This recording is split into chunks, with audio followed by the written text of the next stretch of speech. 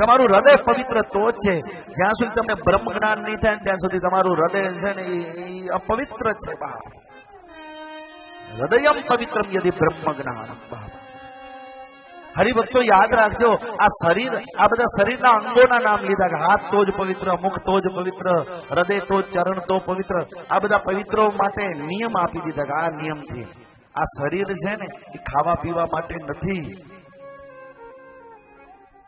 શરીર ઈશ્વર પાસે પહોંચવાનું સાધન છે. તમને લખપતમાંથી અહીંયા આવવું હોય તો ગાડીથી આવવું પડે, બસમાં આવવું પડે, જેનાથી તમે આવો, મોટરસાયકલથી આવવું પડે. એ સાધન ન હોય તો તમે આવી ન શકો. એમ ઈશ્વર પાસે પહોંચવા માટેનું કોઈક સાધન છે તો આ શરીર છે. આ એ શરીરમાં પાછી વિશેષ રૂપે તમને બુદ્ધિ આપી છે.